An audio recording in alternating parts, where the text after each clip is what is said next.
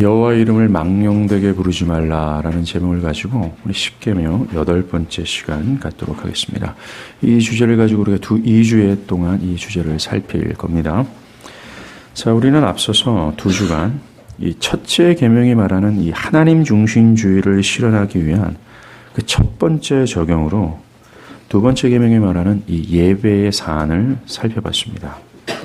여러분이 지금 드리고 있는 이 공적 예배야말로 하나님 중심적인 삶과 내면이라는 이 성경의 절대적인 가치를 실현하는 데 있어서 가장 실제적이면서 가장 먼저 적용해야 될 사안이라는 거예요. 사실 이 첫 번째 계명으로 그 내면이 개혁되지 않는다면, 즉 하나님 중심으로 자신의 세상을 향하고 오직 자아를 숭배하고자 하는 이런 근본적인 옛 성품이 성령을 통해서 거듭나 하나님 중심적으로 향하고자 하는 성향과 의지로 변하는 이 절대적인 이 거듭남과 같은 이 개혁이 일어나지 않는다면 둘째 계명이 말하는 이 하나님 중심적인 예배는 그렇게 큰 의미로 와닿지 않을 것입니다. 그 사람에게는 중요한 요소가 되지 않는다는 거죠. 결코 그 사람은 공적 예배를 중심으로 삶을 살거나 그렇지 못할 겁니다. 상당히 소홀히 여기게 될 겁니다. 즉, 이 공적 예배를 중심으로 살아간다는 것이 우리의 구원과 아주 긴밀한 관련이 있다는 것을 우리는 기억해야 된다는 거죠. 그러하기에 나 자신이 지금 이 공적 예배를 소홀히 여기고 있다면, 이것이 나에게 별로 중요한 사안이 되고 있지 않다면 나에게 근본적인 변화가 필요한 것임을 여러분들 깨닫고 회개하고 돌이키는 자들이 되기를 바랍니다. 너는 내 하나님 여호와 이름을 망령되게 부르지 말라라는 이 계명도 이 첫째 계명과 관련이 있어요. 즉 하나님 중심주의라는 성경의 절대적인 가치와 맥을 같이 한다는 겁니다. 즉 이 계명도 첫째 계명을 실제적으로 적용하는 두 번째 사안이 된다는 거예요. 이 계명의 핵심은 하나님의 이름을 욕되게 하지 말라는 것입니다. 우리가 이 계명을 이해하기 위해서요, 이것과 맥을 같이 하는 주기도문의 일부분을 살피면서 이해를 돕도록 하겠습니다. 즉 이름이 거룩히 여김을 받으시오며, 이 부분이 아버지의 이름이 거룩히 여김을 받으시오며 라는 겁니다. 우리가 지금 나누고 있는 내 하나님의 이름을 망령되게 부르지 말라라는 것과 전혀 반대인 이 사안을 이해한다면 우리는 이 계명을 더 쉽게 접근할 수 있게 될 겁니다. 아버지의 이름이 거룩히 여김을 받으시오며 라는 이 간구는 하늘에 계신 하나님의 영광스러움에 매료되어 놀란 참된 신자에게 가장 먼저 나타나는 열망 중 하나예요. 가장 우선적으로 나타나는 참된 신자들의 열망이라는 겁니다. 이들의 열망은 자신의 뜻이 이 땅에 이루어지기 위하여 하나님을 이용하는 게 아닙니다. 자신의 뜻이 이 땅에 이루어져서 자신들이 높임받는 게 아니에요. 자본주의 사회의 흐름에 따라 돈을 미치도록 추구하는 갈망이 아닙니다. 참된 신자들이 가지는 열망은 영광스러운 하나님의 이름이 자신의 삶에 거룩히 여김을 받는 거예요. 그분의 영예로움이 이 땅 가운데 인정받는 겁니다. 이걸 구체적으로 한번 보겠습니다. 먼저 주기도문의 이 간구나 오늘 본문의 간구에서 동일하게 나오는 것이 있죠. 하나님의 이름입니다. 유대 전통에서 이름은 단순히 호칭이 아닙니다. 이름 안에는 그 사람의 존재와 가치가 내포되어 있는 거예요. 즉 하나님의 이름에는 하나님의 영광스러운 존재와 가치가 은닉되어 있습니다. 예를 들어서 구약에서요, 하나님은 엘로힘, 창조의 하나님이라고 얘기합니다. 하나님은 엘리온이라고 불러요. 천지의 주인이라고 얘기하죠. 여호와 이레, 친히 준비하시는 주님. 여호와 니시, 우리의 승리가 되시는 주님. 여호와 라파, 치유하실 수 있는 주님. 여호와 샬롬, 평화의 주님. 여호와 샴마, 여기 가까이 계시는 주님이라고 등등 나와요. 모두 이 하나님의 이름 안에는 그 하나님이 어떠한 존재인지 그 하나님의 가치와 존재를 드러낸다라는 것입니다. 그렇다면 그 하나님의 이름이 거룩히 여김을 받으시오며 라고 할 때 거룩히 여긴다라는 뜻이 무엇인지를 살피겠습니다. 거룩함이라는 단어는요, 구별된다라는 뜻을 가지고 있습니다. 하나님의 이름이 거룩히 여김을 받으시오며 라는 것은 하나님을 모든 피조물들과 거룩함에서 차별을 두는 거예요. 하나님이 그 모든 어떤 것과는 구별되어 높임받기를 바란다는 것입니다. 신학자 파스칼은 하나님의 이름을 거룩히 한다는 것은 이렇게 말합니다. 하나님을 하나님으로 대접하는 것이다 라고 얘기하는 거예요. 이것을 종합해서 이름이 거룩히 여김을 받으시오며 라는 의미란 하나님의 이름에서 드러난 하나님의 탁월하신 영광이 자신의 내면과 삶에 반영되는 거예요. 그리고 하나님이 자신의 내면과 삶에 하나님으로 합당하게 대접받기를 갈망하는 겁니다. 여러분들, 참된 신자는 그 하나님의 영광스러움을 성령의 눈으로 봤어요. 그것이 매료되는 겁니다. 그래서 그분이 나에게 무엇을 해준 것 때문에 이런 갈망을 하는 것이 아니라 그 하나님이 합당하게 그 하나님의 그 영광스러움에 대해서 매료되어 놀란 그는 그 하나님이 내 안에서 하나님으로 높임받기를, 하나님으로 대접받기를 바라는 갈망이 생긴다라는 거예요. 이것이 주의 이름이 거룩히 여김을 받으시오며 라는 갈망이 되는 거예요. 자신이 하나님을 하나님으로 여기도록, 하나님을 모든 것 중에 가장 존귀하게 여기도록, 하나님이 나의 삶에 가장 높임받기를 바라는 거예요.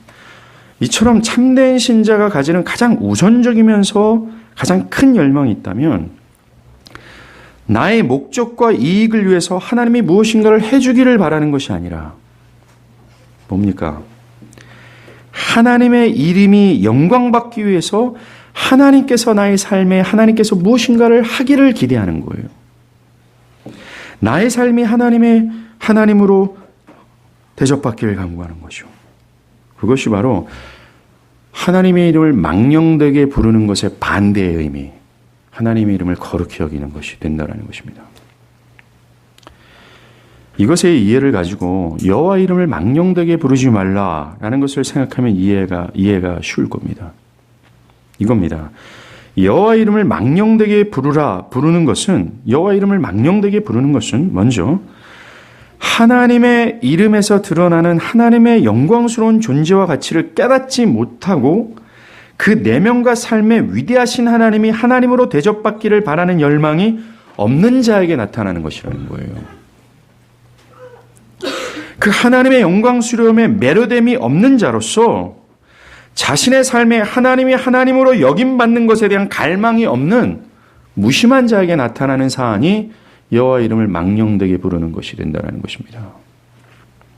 이들은 하나님의 이름이 영광받기 위해서 하나님이 나의 삶에 무엇인가를 해주기를 바라는 마음이 있는 것이 아니라 나의 목적과 이익을 위해서 하나님이 무엇인가를 해주기를 바라는 열망만 있을 뿐이에요. 즉 나의 목적과 이익을 위해서 하나님을 이용한다라는 것입니다. 그것이 바로 하나님을 망령되게 부르는 것이에요. 나의 목적과 이익을 위해서 나의 뜻이 이루어지기를 바라는 마음으로 여호와 이름을 부르는 것입니다. 마치 이방신전의 마술사들이 말입니다. 자기의 이익을 도모하기 위해서, 즉 사람들이 자기에게 영예를 돌리고 자기의 이름의 명성이 더 높아지기를 위하여 자기가 섬기는 신을 부르는 것과 같이 자기의 이익을 도모하기 위해서 여호와 이름을 부르는 것, 바로 그것입니다. 여호와 이름을 망령되게 부르는 자들은 하나님을 신뢰하거나 그의 계명을 따르는 것에 대해서 무심하죠. 그것이 중요하지 않습니다. 그 하나님의 위대하심에 대해서 경험해서 그 하나님을 두려워하며 사는 것이 관심이 없어요. 이들의 관심은 오직 하나님을 통해서 자신의 목적을 이루는 겁니다. 이처럼 셋째 계명의 의미는요, 우리가 앞에서 방금 본 바처럼 자신의 이기적인 목적을 위해서 하나님의 이름을 부르는 것을 금지하는 겁니다. 어떤 사람들이 이방신들을 부르면서 자신들의 소정의 이익을 위해 마술적 행위를 하는 것처럼, 여러분들 가까운 미아리국에서 무당들이 있잖아요. 그들은 자신의 뜻을 이루기 위해서 신을 부르지 않습니까? 그것처럼 니네들의 목적과 이익을 위해서 하나님의 이름을 부르면서 하나님의 능력을 달라고 구하지 말라고 얘기하는 거예요. 예레미야 23장에 보면 이 멸망을 앞둔 예루살렘 안에 있는 거짓 선지자들을 향해서 예언하는 말씀이 있습니다. 한번 찾아볼게요.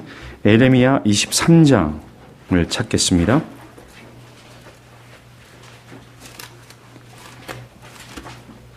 예레미야 23장 먼저는 16절에서 17절입니다.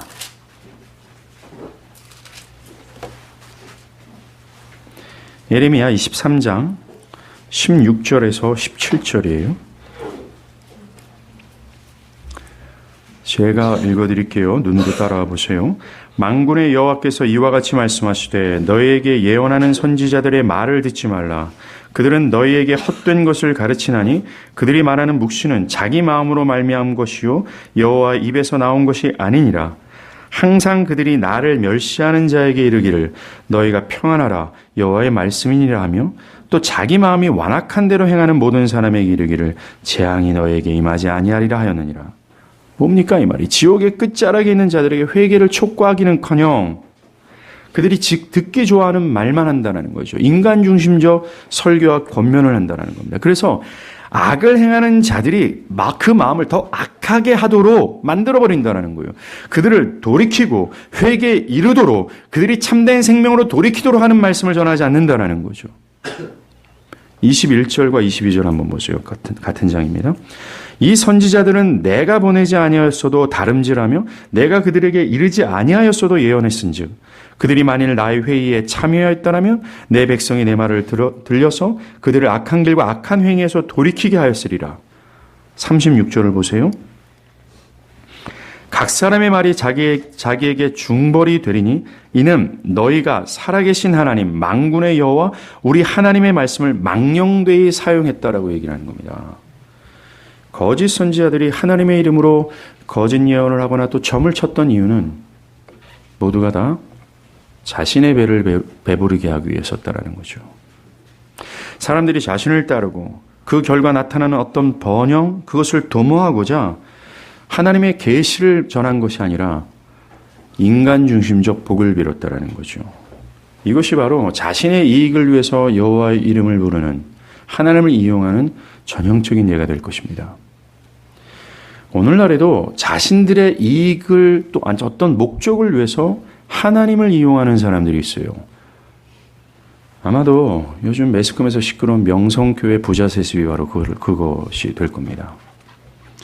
여러 언론 매체의 중요한 화두로 거론되면서 하나님의 이름이 훼손되고 있고 그리스도의 몸된 교회의 명예가 실추되고 있는 사실이에요. 이것 때문에 우리는 꽤 마음 아파야 해야 합니다. 명성교회와 그 목회자는 자신의 담임 목사직을 아들 목사에게 세습하는 것을 처음에는 반대하다가 시간이 흐르자 그것이 하나님의 뜻이다. 그 뜻을 거역할 수 없다는 취지에서 그렇게 한다라는 것이죠. 이것이야말로 자신들의 탐욕을 위해서 하나님을 이용하는 대표적인 사례가 된다는 거예요. 자신들의 이기적인 목적을 위하여 하나님의 뜻을 오용하고 하나님의 이름을 망령되게 한다는 것입니다. 이렇게 하는 사람들은 자신들이 잘못하고 있다라고 생각하지 않아요. 도리어 그들은 하나님을 최고로 섬긴다라고 믿고 있습니다. 아까 보았던 에레미야 당시의 거짓 선지자들은 자신들은 하나님의 말씀을 대언하고 있지 않았음에도 불구하고 그들은 하나님의 말씀을 지금 제대로 대언하고 있다라고 확신했었어요.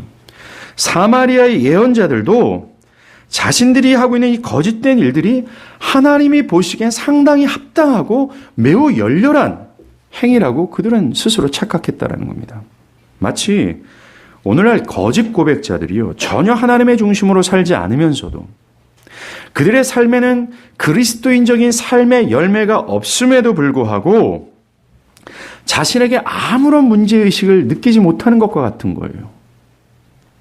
도리어 그들은 자신의 죄된 삶에 대해서 정당성을 주장하고 또한 그걸 넘어서 자신들은 마치 하나님을 잘 믿고 있다고 여기고 있다는 것입니다. 항상 죄는요, 자신의 정당성을 주장하는 데 강한 습성을 가지고 있습니다. 아담이 자신이 만든 나뭇잎으로 만든 옷으로 자신의 수치를 가리는 것처럼 이 죄의 습성은 자신의 죄를 가리고 그것을 변명하는 데 상당히 능하다는 겁니다. 이처럼 하나님의 이름을 망령되게 부르는 자들은 자신의 이익을 위해서 하나님을 이용하는 것에 대해서 별로 문제의식을 느끼지 못해요. 도리어 그것이 정당하다고 생각을 합니다. 자기들의 목적을 위해서 하나님을 이용하는 또 다른 사례가 있습니다. 바로 남아프리카 공화국의 인종 분리 정책이에요. 이 나라는 얼마 전까지만 해도요, 백인 우월 정책을 쓰면서 흑인들을 상당히 탄압했던 나라입니다. 유럽에서 건너온 이 남아프리카의 백인들은요, 자신들을 마치 출애굽한 이스라엘 백성, 즉 출애굽한 하나님의 택한 백성이라고 여기고, 기존에 남아프리카에서 살고 있는 원주민 흑인들은 가나안 땅에 살고 있는 저주받은 백성들로 여기는 이상한 신학에 매몰되었습니다. 그래서 그 땅의 원주민이었던 흑인들을 가나안 족속들을 몰아내고 자신들은 약속의 땅을 정복하는 하나님의 백성들이라고 주장을 했던 거예요. 그 결과 그들은 흑인 탄압 정책을 매우 정당하게 여겼습니다. 모든 교회들마저도요. 이것이 미국이 아메리칸 인디안들에게 행했던 일과 똑같은 방식이었어요. 이건 기독교 신학이 아닙니다. 결코 기독교 신앙이 아닌 거예요. 이것은 순전히 세속 정치와 인간의 이기적인 탐욕을 이루기 위해 성경을 왜곡한 것에 지나지 않습니다. 이것을 기독교로 이해해서는 안 된다는 거예요. 중세 십자가 운동도 마찬가지입니다. 그 당시 교회와 정치인들의 탐욕을 채우고자 예루살렘 회복이 하나님의 뜻이다 라는 미명 아래 사악한 짓을 한 거예요. 인간의 탐욕을 위해서 하나님을 이용한다는 겁니다. 이미 십계명에서 그렇게 하지 말라고 경고하신 하나님의 말씀을 무색하리만큼 사람들은 진리를 오용한 거죠. 이것을 기독교로 이해하지 마십시오. 이것은 기독교가 아닌 다른 무엇일 뿐입니다. 자아를 사랑하는 거듭나지 않는 사람들이 있어요. 이 거듭나지 않은 위선자는요, 기독교 신앙마저도 자신에게 유리한 쪽으로 해석하고 그것을 진리로 주장합니다. 자기 목적과 이익을 도모하기 위해서라면 서슴치 않고 진리를 오용하고 그 오용된 진리를 따르죠. 그것은 성경이 아니라 그것은 죄악된 견해일 뿐입니다. 오늘날 교회 안에 있는 사람들이 이것이 문제입니다. 이들은 계시된 하나님의 말씀을 수용하고 그것에 순종하기보다는 그것이 부담스럽기 때문에 그렇죠. 그것을 따르기 위해서는 많은 희생이 뒤따르기 때문에 그렇습니다. 그것을 거절해야 지금과 같은 삶을 고수할 수 있기 때문에 그래요. 지금처럼 그리스도인이라는 명목 아래서 세상에서 전혀 그리스도인다운 삶을 살지 않아도 편안하고 절대적으로 어떤 부담감이 없는 그러한 거짓된 안식을 지속해서 누릴 수 있다라는 미명 아래 그들은 하나님의 계시된 말씀을 수용하기를 거북하게 생각하죠. 그들은 그저 자신의 경험이나 본성적 종교적 가치관으로 이룬 자기의 견해를 따를 뿐입니다. 밑도 끝도 없는 견해죠. 그들의 신앙적 견해를 가만히 들여다보면 거기에는 순종, 헌신, 자기 부정, 그리고 하나님의 중심, 하나님을 영화롭게 하는 사안이 없어요. 모두가 다 자기가 유리한 쪽의 견해입니다. 자기가 손해를 보지 않은 쪽의 견해예요.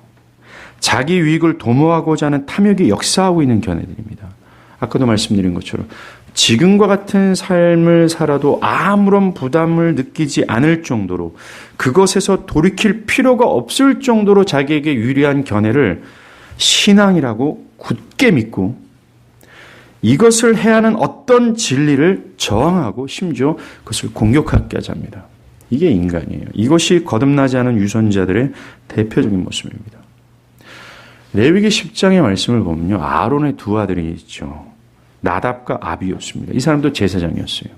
이 나답과 아비후가 하나님께서 명하지 않는 다른 불을 제사로 드려요. 그래서 죽임을 당합니다. 이들도 하나님께 제사를 드리는 마음가짐에 대해서는 별 문제가 없었습니다. 문제는 그 제사가 하나님의 뜻에 따라, 하나님이 인정하지 않는 자기의 견해에 따라 하나님을 제사한 게 문제였어요. 그 견해는 그저 실수라고 말씀하지 않고 그 견해는 하나님의 형벌을 받는 죄라는 사실을 여기서 말하고 있다는 겁니다. 여호와의 이름을 망령되게 일컫는 또 다른 방법이 있어요. 자신의 유익을 위해서 이것이 하나님의 뜻이다 하거나 또 이것이 이렇게 하나님이 이렇게 말씀하셨다라고 하는 은사주의자들의 궤변도 여기에 포함됩니다. 이것이 여호와의 이름을 망령되게 부르지 말라는 계명의 취지예요. 사무엘상 23장에 보면 사울이 다윗을 죽이려고 찾고 있잖아요. 그때 십광야에 사는 십광야의 주민들이 사울에게 찾아와서 다윗이 여기 있습니다 라고 고발합니다. 그때 사울이요 그들에게 이렇게 얘기합니다. 너희가 나를 궁휼히 여겼으니 여호와께 복받기를 원하노라 라고 얘기해요. 사울은 자신의 욕심을 채우기 위해서 여호와의 이름을 지금 망령되게 잃고 있다는 것입니다. 우리는 이 사안을 나 개인과 교회에게 적용할 수 있어야 돼요. 이 사안을 그저 역사적인, 때로는 현대 매스컴에서 시끄럽게 여기는 큰 이슈를 매매만 적용해서 그것을 비판하는 도구로 사용해서는 안 됩니다. 우리는 나 자신 안에 정말 여호와의 이름을 망령되게 하는 요소가 있지 않은가를 면밀하게 찾아봐야 돼요. 면밀하게 찾아볼 필요도 없이 여러분들이 진실하게 하나님 앞에 이 말씀 앞에 선다면 여러분들의 삶 속에서 여호와의 이름을 망령되게 불렀던 것을 쉽게 찾아낼 수 있게 될 겁니다. 먼저는 지금 설교하고 있는 저 자신이에요. 저 자신이 이 말씀을 준비하면서 피할 수 없는 죄악들이 제 앞에 직면해 것을 발견합니다. 교회의 수적 성장을 바라는 이 탐욕을 위해서 하나님의 말씀과 진리를 이용할 수 있는 충분한 입장에 저는 서 있기 때문에 그래요. 때론 우리가 그토록 사랑하는 이 오래된 복음 있잖아요. 이 오래된 진리를 이용해서 저의 탐욕을 도모하고자 했다라는 것을 숨길 수 없었습니다. 다른 교회와는 좀 더 우월해 보이도록 이 진리를 이용한 거죠. 그래서 사람들이 이 진리를 너무나 귀한 것으로 여겨서 우리 교회로 인도함을 받기를 바라는 이 탐욕이 저에게 있었다라는 것을 저는 숨길 수가 없었다라는 것입니다. 그것이 많지는 않지만 절대로 제 안에 있었다라는 것을 고백할 수밖에 없어요. 때로는 진리를 깨닫고 변화를 받은 참된 사람들로 인해서 이 하나님이 영화롭게 되어지고 이 교회가 거룩해 되어지는 것에 초점하기보다는 그 사람들로 인해서 교회가 성장해서 단단해지기를 바라는 하나님을 이용한 사실이 저에게 발견됐다라는 거죠. 그 외에도 저는 지금 제가 좀 쿨하게 보이도록 말하는 것이 결코 아닙니다. 이 하나님의 이름을 망령되게 부르지 말라는 이 사안이요. 우리의 삶 속에서 얼마나 많은 죄악을 지적하고 있는지를 발견해도 끝이 없는 것임을 볼 수 있게 돼요. 우리는 정말 사도 요한이 요한 1서에서 얘기한 것처럼 죄 없다라고 거짓말할 수 없는 입장에 있다는 것입니다.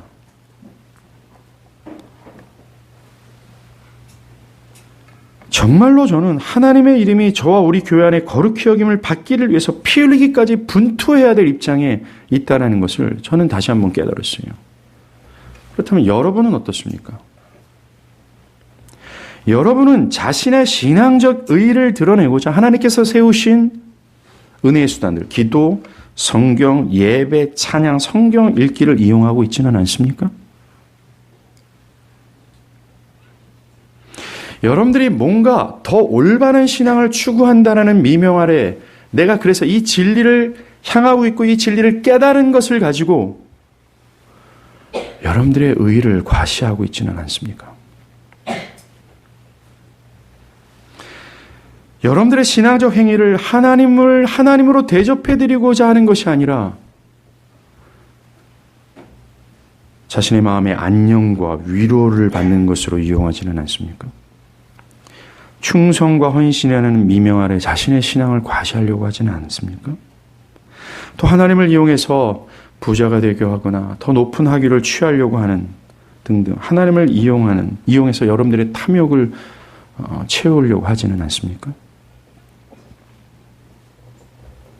때론 자아사랑에서 비롯된 욕망을 마치 거룩한 욕망인 것처럼 포장해서 사람들에게 여러분들의 그 열렬함을 과시하는, 그렇게 해서 하나님을 이용하지는 않습니까?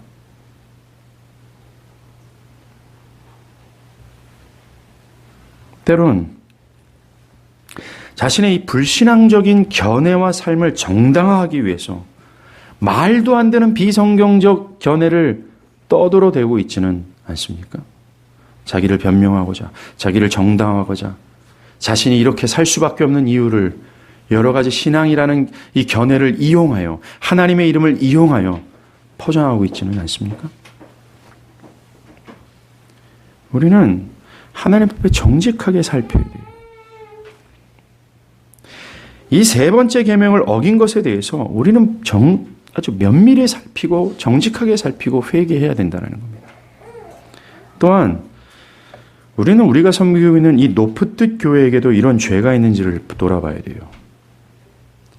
우리가 이 시대의 교회보다는 무엇인가 더 진리를 쫓고 있으며 무엇인가 바른 것을 추구하고 있다는 것이 은근한 자랑이 된다면 우리는 하나님을 이용하는, 여호와의 이름을 이용하는 교회가 될 겁니다. 여호와의 이름을 망령되게 일컫는, 거룩함이 아닌 죄된 교회가 될 거예요. 하나님을 이용해서 말이죠. 만약 이것이 있다면 우리는 두려워해야 합니다. 하나님을 이용해서 교회의 수적인 성장을 꾀하고 있다면 우리는 이 계명을 어기는 죄악된 교회가 될 거예요. 우리가 예배당 이전을 위해서 지금 기도하고 있습니다. 그것이 하나님의 영광이 아닌 소정의 이익과 목적이 목회자와 교인들 안에 충분히 있다는 걸 우리는 숨길 수가 없어요. 하나님의 이름을 이용해서 무언가 우리는 그것을 추구하고 있다는 겁니다. 우리는 매우 손쉽게 하나님의 이름을 이용해서 자신의 이익을 이루고자 하는 죄의 습성이 every day, 그럼 모든 영역에서 추구하고 있다는 거예요. 이 유혹은 우리의 근거리에 있습니다. 그러하기에 우리는 정말 깨어 있어야 됩니다. 무엇이 하나님이 원하시는 길인지를 알고 그 길을 추구하고자 우리는 날마다 죽고 날마다 깨어 그것을 따라가야 되는 거예요. 이것이 신앙입니다. 이것이 하나님 중심적인 실제적인 삶과 내면을 이루는 두 번째 중요한 적용점이라는 거예요. 나의 목적과 유익을 위해서 하나님을 이용하는 것이 아니라 하나님의 영광을 위해서 하나님께서 무엇인가 하나님의 영광을 위해서 하기를 바라는 열망 가운데 무언가를 해야 된다는 겁니다. 우리의 관심이 거기에 초점해야 돼요. 우리가 십계명을 다루면서 우리의 모든 관심을 어디에 초점하고 있습니까? 하나님이에요. 교회가 뭐 어떻게 되고 교회가 무엇을 하고 교회가 모든 시끄러운 소요들을 다 잠잠케 하고 먼저 하나님을 초점하는 겁니다. 이것이 우리에게 필요한 거예요. 우리는 하나님의 이름을 망령되게 부르는 죄악 안에서 항상 유선이 외식하는 것이 숨어 있는 것을 발견합니다. 실제로는 하나님을 망령되게 부르고 있는데 하나님의 뜻과 권위로 자신을 포장하는 거죠. 자신이 예수를 믿고 있다고 떠벌리면서도 그리스도인으로서의 삶을 거스르고 있을 때 우리는 그의 이름을 훼손하는 거예요. 예수님 당시 이 바리새인들이 외식하는 자의 대표 아니었습니까?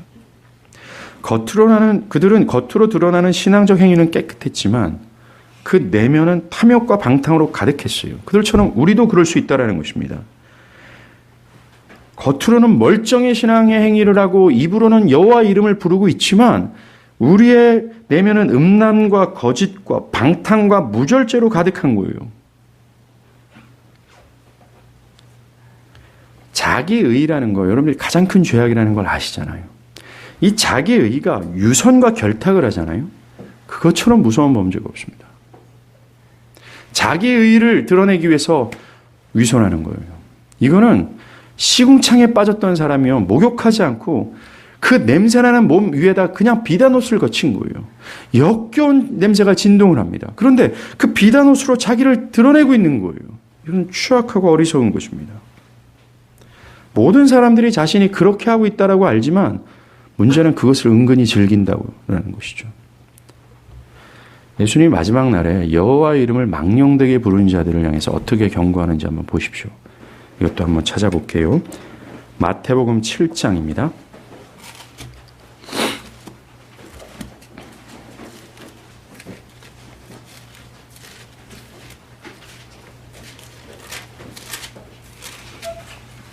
마태복음 7장 21절에서 23절이에요.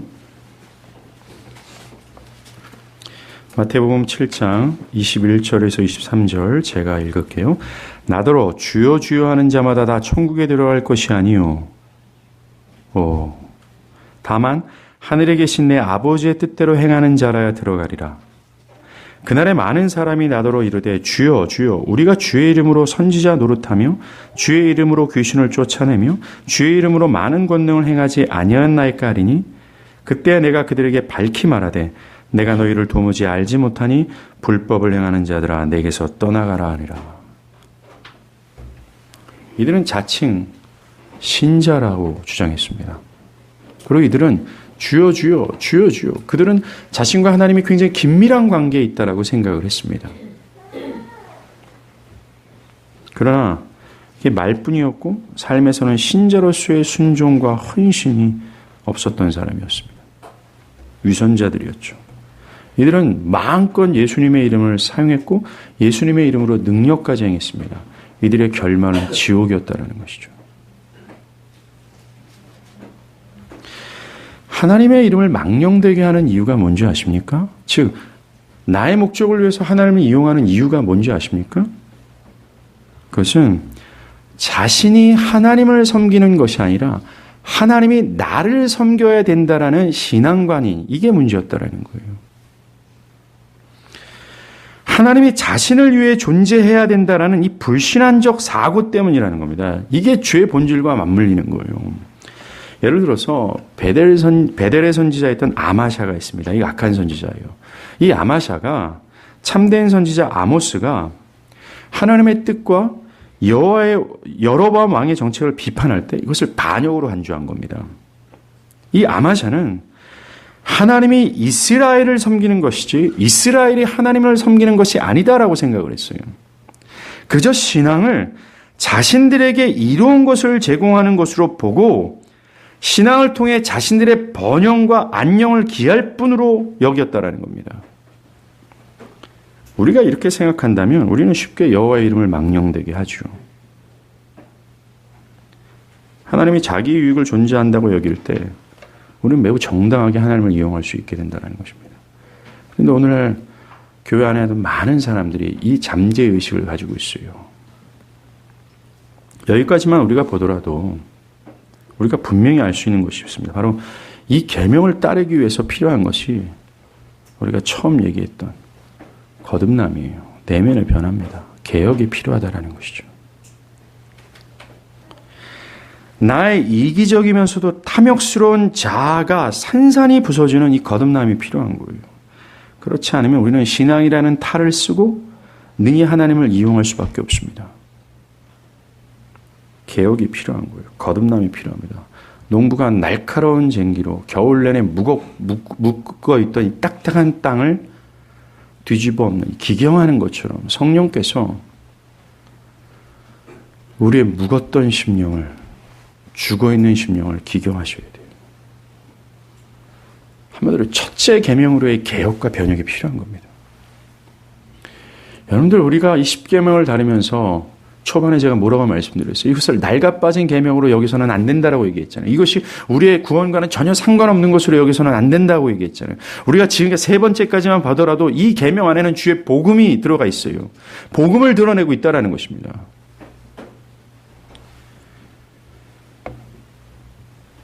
우리는 이 계명을 따르기 위해 필요한 것이 성령의 역사라는 겁니다. 그리고 우리가 비록 거듭났다고 할지라도 우리는 이 계명을 온전히 따르지 못하는 죄의 육체를 입고 있어요. 여전히 자기의 소정의 목적을 이루고자 하는 이 이기적이고 자아 숭배를 하고자 하는 이 탐욕스러운 죄악이 역사하고 있는 존재들이에요. 그럴 때는 우리는 싸워야 되는 겁니다. 교회가, 목회자가, 교인이 합당하게 하나님 중심적인 삶과 내면을 추구하기 위하여 하나님을 이용하는 것이 아니라 하나님의 이름이 높임받기 위하여 하나님께서 무엇인가를 어떻게라든 하나님께서 해주시길 바라는 이 열망에 사로잡혀서 우리는 전진해야 된다는, 뭔가를 해야 된다는 겁니다. 우리의 신앙이 조율당하길 바랍니다. 뭔가 깨어있길 바라요.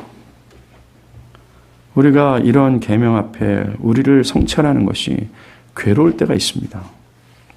그래도 그렇더라도 회피하지 말고 숨기지 말아야 돼요. 우리는 하나님 앞에 진실하게 구하고 회개해야 됩니다. 그럭저럭 넘어가서는 안 된다는 겁니다.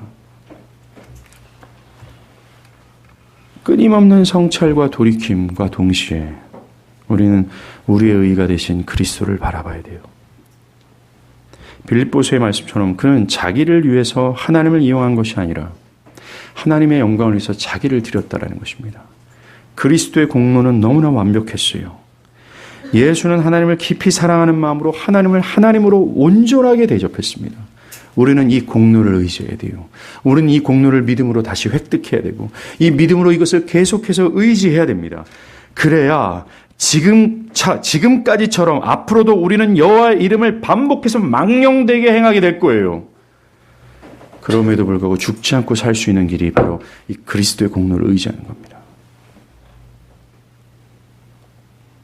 그리스도의 이 계명은 결국 우리를 그리스도께로 인도한다는 것이죠.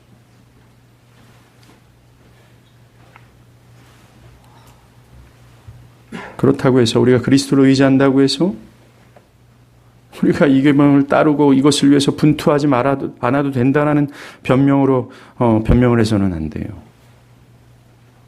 우리는 우리가 하나님의 대리자라는 사실을 항상 기억해야 됩니다. 명성교회로 인해 하나님의 이름이 망령되게 거론되는 것처럼 되어서는 안 된다는 겁니다. 저는 명성교회를 실제적인 이름을 거론하는 이유는 이미 한국의 모든 매스컴이 이것을 드러냈기 때문에 그래요. 그리고 진실로 교회를 사랑하는 마음으로 그 교회가 정말 하나님을 영화롭게 하는 교회가 되기를 위하여 순전한 마음으로 이것을 거론하는 겁니다. 우리가 그리스도인으로서의 삶을 살지 않으면 어쩔 수 없이 하나님의 이름은 망령되게 일컬음을 받을 수밖에 없어요. 여러분들의 가정입니다. 가정의 범위는 넓다라는 거 아시죠? 부부관계만이 아닙니다. 자녀와의 관계만 또 아니죠. 형제자매가 있고 장인 장모가 있고 시부모님이 있고 그리고 여러분들의 삶의 영역입니다. 학교나 직장과 사업이죠. 우리가 삶에서 거룩하게 살아야 되는 동기는 바로 하나님의 이름의 영광 때문에 그래요. 우리가 하는 모든 일은 하나님을 반영하고 있고 하나님의 존재와 가치를 가늠하는 중요한 사안입니다. 우리는 바울이 말한 것처럼 디모데전서 1장 16절처럼 저희가 하나님을 시인하나 행위로는 부인하리니 나는 자와 같아서는 안 된다는 겁니다. 외식을 유선하는 것을 경멸하고 진실함으로 하나님의 명예를 위해서 살아야 되는 거죠. 마지막으로 우리는 여호와의 이름을 망령되게 부르지 말라는 이 적극적인 사안을 생각해 볼 필요가 있습니다. 바로 여호와의 이름을 거룩히 여기는 거예요. 내 삶에서 하나님을 하나님으로 대접하는 겁니다. 하나님은 온 우주의 창조자시며 왕이시기에 모든 피조물이 마땅히 그에게 엎드려야 되는 것이요. 그도 마땅히 그분께 온전한 영광을 돌려야 되는 것이 합당합니다. 우리도 예외가 아니죠. 구체적으로 하나님의 이름을 거룩하게 한다는 것은 첫 번째, 하나님을 신뢰함으로 그분을 하나님으로 여기는 거예요. 하나님의 인자하심과 선하심이 나의 삶에 지속될 거라는 확신으로 미래를 하나님께 맡기는 겁니다. 만약 우리의 삶에서 물이 없고 먹을 것이 없어질 때 우리가 불안해하고 염려한다면 그것은 하나님의 이름을 망령되게 이르는 거예요. 내가 하나님께 속하고 나와 관계하신 그 하나님께서 하나님의 하나님 되심을 나에게 보여주시며 우리를 선한 길로 인도하신다라는 이 사실을 확신하지 못하고 신뢰하지 못하고 불신한다면 우리는 이미 하나님을 하나님으로 여기지 않는 거예요. 그래서 우리는 하나님을 망령되게 이르는 것입니다. 간단히 두 번째, 하나님의 이름을 거룩히 여긴다는 것은 하나님의 명령을 따르는 겁니다. 레위기 22장의 말씀이에요. 너희는 나의 계명을 지키며 행하라. 나는 여호와니라. 너희는 나의 성호를 욕되게 하지 말라. 이름을 욕되게 하지 말라는 거예요. 나는 이스라엘 자손 중에서 거룩하게 함을 받을 것이니라. 나는 너희를 거룩하게 하는 여호와니라. 하나님의 명령을 순종하는 것이 여호와 이름을 욕되게 하지 않는 것이라고 얘기하고 있어요. 마지막으로 세 번째, 하나님을 두려워하는 겁니다. 죄를 미워하시는 그 거룩하신 하나님 앞에 우리가 날마다 살아가는 거죠. 코람데오라는 거 여러분들 아시죠? 코람데오라는 것이 하나님의 산타 할아버지 같은 형상을 해서 우리가 무슨 짓을 해도 호호호 다 용납하시는 하나님이라고 생각해서는 안 돼요. 코람데오의 가장 전면에는 하나님의 거룩하심이 있습니다. 죄를 미워하시는. 그래서 우리는 죄 짓지 않기를 분투하며 우리가 말하는 거나 행동하는 그 모든 면에서 하나님을 의식할 수 있어야 되는 거예요. 여러분들의 입술에서 세속적인 말이나 음란패선이나 은혜롭지 못한 말을 한다는 것은 하나님을 의식하지 않는 거예요. 하나님을 경외하지 않는 겁니다. 또 여러분들이 하나님의 뜻에 불순종하는 여러 가지 행위들 또한 하나님을 두려워하지 않는 거예요. 하나님을 의식하길 바랍니다. 바라기는 여러분들이 여호와의 이름을 망령되게 이르지 않는, 즉 여러분들의 목적을 위해서 하나님을 이용하지 않는 것에서 돌이켜 더 적극적으로 하나님의 이름을 거룩히 여기는 분들이 되기를 간절히 바랍니다. 기도하겠습니다.